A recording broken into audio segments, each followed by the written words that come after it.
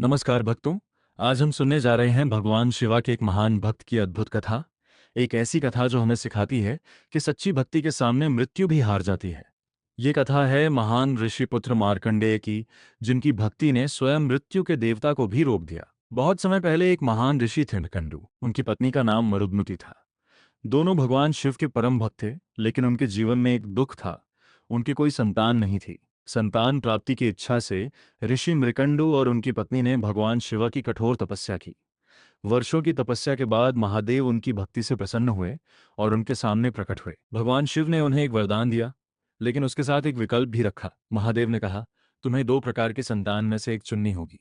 पहली संतान अत्यंत बुद्धिमान और महान होगी, लेकिन उसका जीवन केवल 16 वर्ष का होगा। दूसरी संतान लंबी आयु वाली होगी, लेकिन वह साधारण बुद्धि की होगी। ऋषि मृकंडु ने बिना किसी संकोच के पहली संतान को चुना। उन्हें एक तेजस्वी और महान पुत्र चाहिए था, चाहे उसकी आयु छोटी ही क्यों न हो। कुछ समय बाद उनके घर एक तेजस्वी बालक का जन्म हुआ।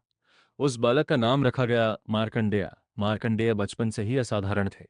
वे अत्यंत बुद्धिमान, विनम्र और धार्मिक स्वभाव के थे। जैसे जैसे वे बड़े होते गए, उनकी भक्ति भगवान शिव के प्रति और भी गहरी होती गई। वे प्रतिदिन शिवलिंग की पूजा करते, मंत्र जप करते और घंटों ध्यान में लीन रहते।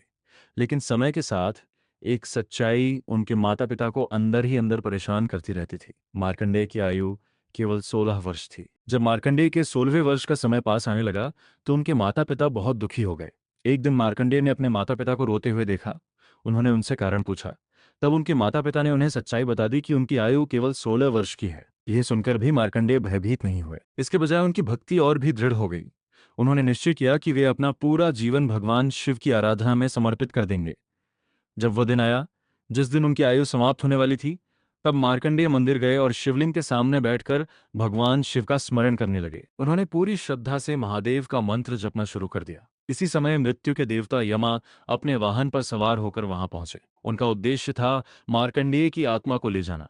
यमराज ने मार्कंडेय से कहा, हे बालक, तुम्हारी आयु पूरी हो चुकी है। अब तुम्हें मेरे साथ चलना होगा। लेकिन मार्कंडेय अपनी पूजा में लीन रहे। उन्होंने शिवलिंग को कसकर पकड़ लिया और भगवान शिव का नाम जपते रहे। तब यमराज ने अपना पाश फेंका ताकि वे मार्कंडेय की आत्मा को बांध सकें। लेकिन जैसे ही पाश फेंका गया, वह मार्कंडेय के साथ साथ शिवलिंग पर भी जा गिरा। और तभी एक चमत्कार हुआ। अचानक शिवलिंग से तेज प्रकाश प्रकट हुआ और उसी प्रकाश से स्वयं शिव प्रकट हो गए। महादेव का स्वरूप अत्यंत तेजस्वी और क्रोधित था। उन्होंने यमराज को रोकते हुए कहा, यह मेरा परम भक्त है। इसकी भक्ति ने इसे मेरी शरण मिला दिया है। इसे कोई भी मृत्यु नहीं ले जा सकती। भगवान शिव ने यमराज को रोक दिया और अपने भक्त की रक्षा की। इसके बाद महादेव ने मार्कंडेय को आशीर्वाद देते हुए कहा, हे बालक, तुम्हारी अटूट भक्ति से मैं अत्यंत प्रसन्न हूँ। आज से तुम्हें चिरंजीवी होने का वरदान देता हूँ। तुम सदैव जीवित रहोगे और धर्म का प्रचार करते रहोगे। इस प्रकार मार्कंडेय मृत्यु पर विजय प्राप्त कर अमर हो गए। ये कथा हमें एक बहुत बड़ा आध्यात्मिक संदेश देती है। सच्ची श्रद्धा, अटूट विश्वास और ईश्वर के प्रति पूर्ण समर्पण से असंभव भी संभव हो जाता है। जब भक्त सच्चे मन से भगवान को पुकारता है, तो स्वयं भगवान उसकी रक्षा के लिए प्रकट हो जाते हैं। इसीलिए आज भी भक्त पूरे विश्वास के साथ भगवान शिवा का नाम लेते हैं और कहते हैं, हर हर महादेव। अगर आपको ये कथा पसंद आई हो तो कमेंट में ज़रूर लिखें। नमः शिवाय।